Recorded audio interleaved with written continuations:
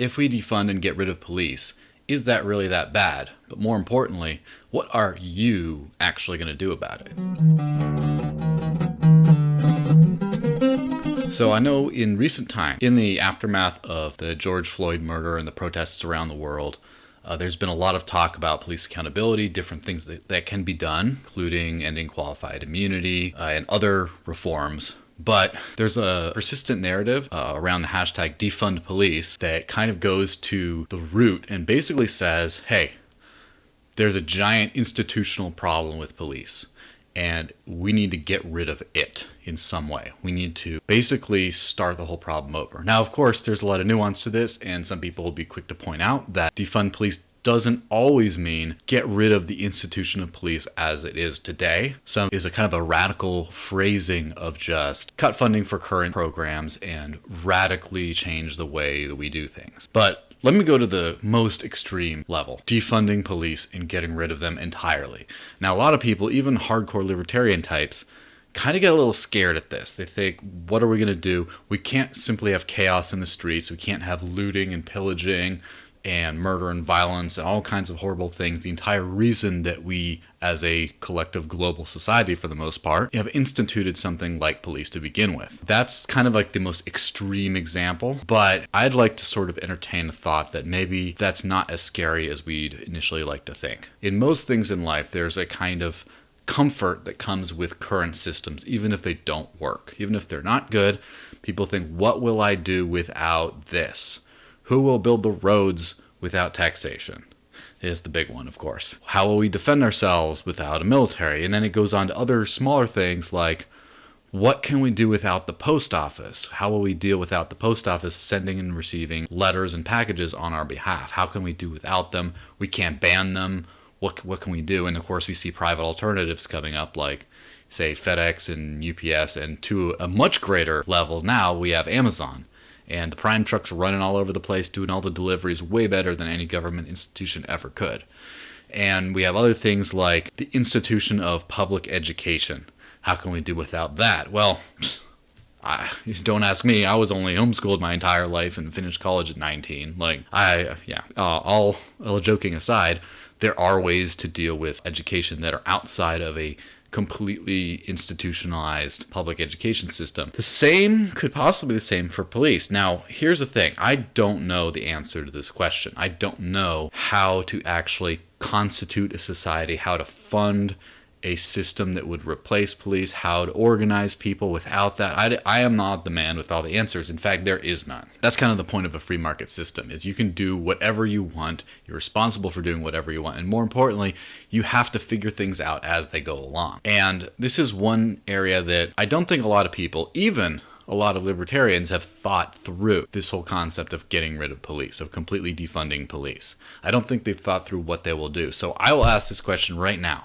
You, as a whoever you are, let's not use this as a way to say, should we get rid of police? Should we not get rid of police? Assume that they are gone, or assume that they're here, but they're already too ineffective to really do anything.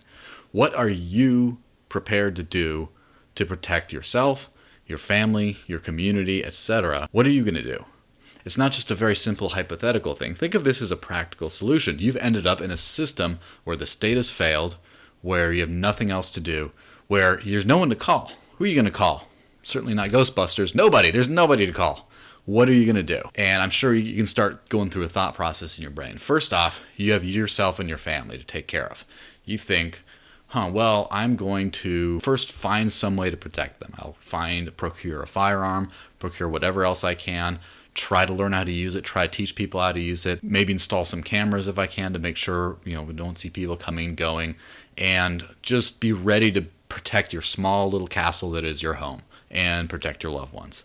And then teach them how to do this. And then that's kind of like, well, that's okay. Not everyone's going to be able to deal with a group of armed thugs or whatever that comes in. And then you start thinking about, what about your neighbors? Are you just going to let them burn to the ground one-on-one? Well, you might help. Start thinking about what are you going to do? You're going to call them. Hey, you don't know me, but I'm your neighbor. I want a defended community. I want everything to be safe. Can we talk? Can we start training together? Can we take turns patrolling the neighborhood at night and making sure things don't happen? And then you start building from there. Then, to a certain extent, if you're an entrepreneur, you might say, hey, myself and a group are a bunch of ex-military, ex-police, security guards, whatever, and we've found a way to monetize this. We're going to charge people a service, or whether or not it's a personal security type service, or whether it's a community donation thing where we get the community to ask, will you fund us if we go put our necks out on the line to make sure the streets are safe at night? And then, you just kind of go from there. In fact, the Threat Management Center in Detroit is doing this exact same kind of thing. Now, of course, basically, at this point, we start thinking, hey, well, we're in this hypothetical example, we just got rid of police. And then we recreated police. Like, how is that an improvement? Well, first off, this is a complete hypothetical, so we have no idea how this would actually shake out until it actually happens. However, think of it this way. Right now, we have a system of laws and a well-funded, well-armed group that enforces them, and we can't really get rid of them. They're very hard to hold accountable, otherwise we wouldn't be in the situation to begin with. But now, first off, if you recreate the system from scratch, you might have a much smaller, much more limited in scope system in place. Rather than the size and scope of the police department in your town to date, it might be like a third or even 10% of the size, because all they're caring about is protecting you and your property against things. They don't care about traffic tickets. They don't care about chasing people around for illegal drugs. They don't care about any of that kind of stuff. All they care about is keeping you safe at night. And they're more efficient, and they don't have a union behind them. They don't have all this kind of stuff in place to just make sure they stay. They don't have lobbyists. They don't have any of that. So right now, we have hypothetically created a situation where we are better equipped to protect ourselves than we were possibly in the past.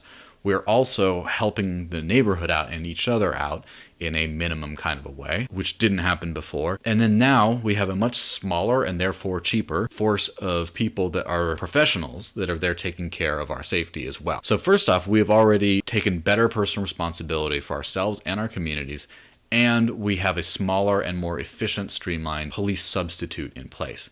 But the beauty is, as an independent contractor directly to the people, rather than something that is funded by taxpayer money, i.e. your money is forcibly extracted from you and then goes to an institution that's really hard to get rid of, this is about as simple as, hey, we don't like the job that this group is doing, we can get another group that now is doing a better job. We can kind of have an open conversation and open bids about who is going to do the security service the best. And then from that point on, now all of a sudden, hey, sky's the limit.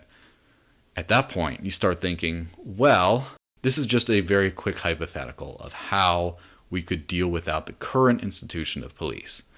But then you start thinking, what else are we not doing right?